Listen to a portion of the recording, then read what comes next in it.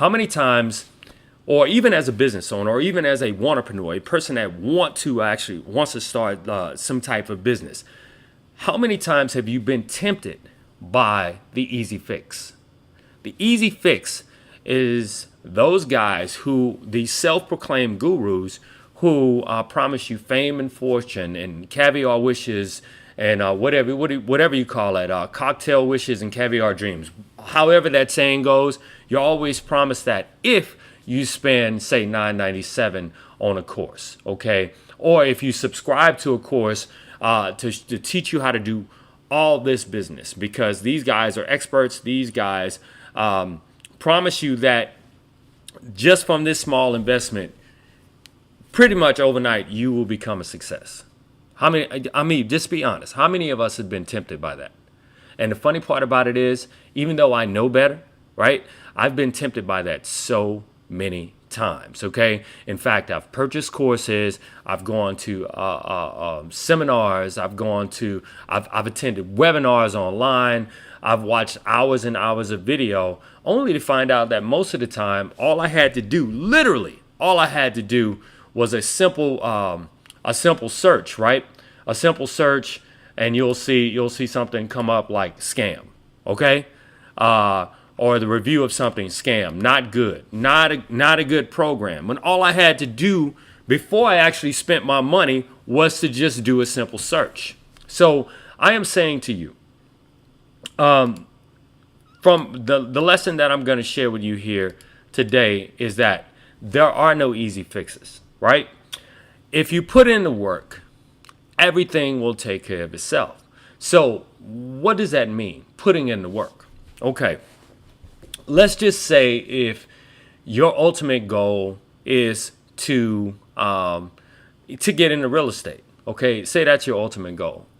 And you're inundated with, money-making secrets, how to buy, property for no money down, only to find out, like, once you spend thousands and thousands of dollars into a program like that, you still need money down, not using your money, but using someone else's money. But at the end of the day, you still need money, right? So no easy fixes, no quick solutions, putting in the work. If you were in that situation and you wanted to be a person that buys real estate, why not go to real estate school? Why not buy a course online from a reputable a place that actually teaches you how to get a real estate license and actually learn real estate from the ground up, right? And so when you actually put yourself into a place of where you're actually getting it from a reputable source, whatever it is, a skill that you're learning, when you're actually getting it from a place that's been tried and true, or a course that's been tried and true, that has great, fantastic reviews, and that has a history, right? You start to quickly be able to decipher and disseminate the good stuff from the bad. In other words, what's great for you and the bullshit that's out there. But it actually took you actually going through that real estate course, okay? And this applies to any type of business. Any type of business, because there are no easy fixes. And this is what I call, by the way, talking head video, where you don't see my fancy backdrops with the big TV screen with a Startup Junkie logo or any wall foam. You don't see any of that. You know why? Because I really I felt compelled to actually come and talk to you today and tell you that there are only 3 simple things that you need to do if you want to accomplish anything.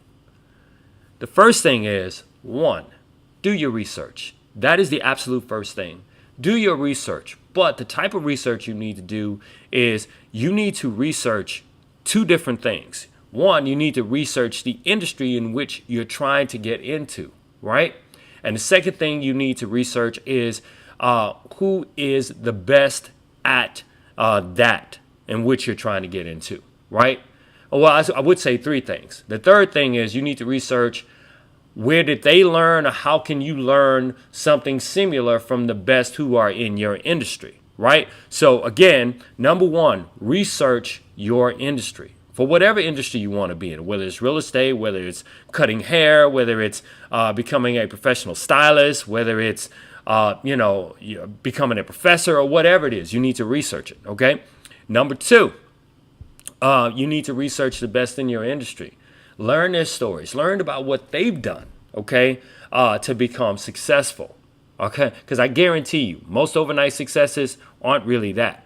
You only see the front story, right? The success, but you don't see the backstory. However, research allows you to explore the backstory and what it actually took those people to get where they are. And number three, research on how you can learn what it is you want to get into. Okay, if it's real estate, what are the best real estate schools? Okay, if it's investing, what are the best investing schools? Okay, what are the best investing schools online? What are the best investing schools, where you can actually go and sit down? Are there any universities that you can actually take a course to learn investing?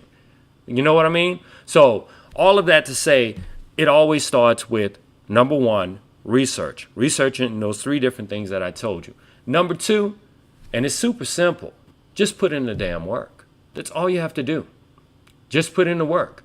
Once you've done all your research and you've committed yourself to actually doing what it is you say you want to do, you actually have to put in the work.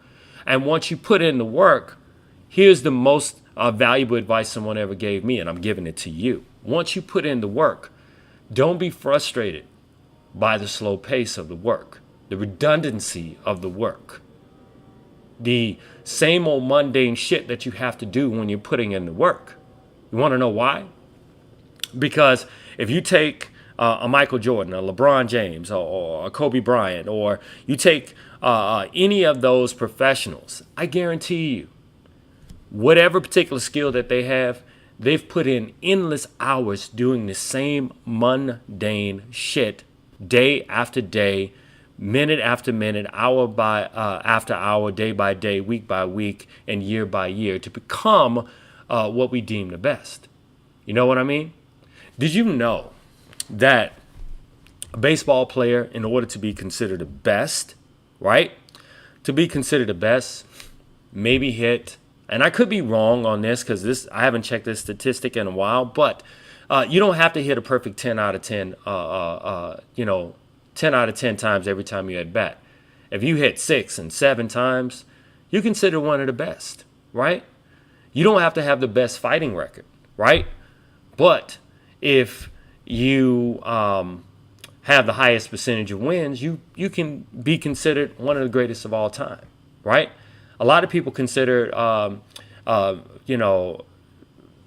Muhammad Ali the GOAT, the greatest of all time. Ali lost, and it was okay. But Ali worked on his craft every day, the same old mundane shit, day after day in the gym. In fact, if you see any of Ali's captions or any of his pictures, he always talks about the hard work is in the gym. The fight is easy, right? So your fight to do what it is that you want to do, the fight is easy. The hard part is putting in the work.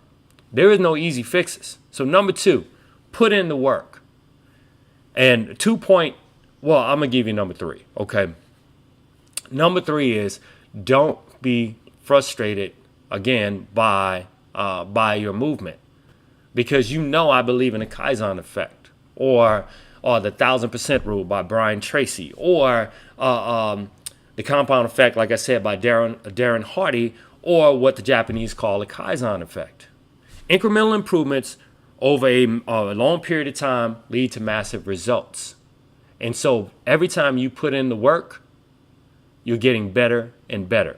If you can just get a 10th of 10% better every day, over 10 years, you'll be 1,000% better than what you are today.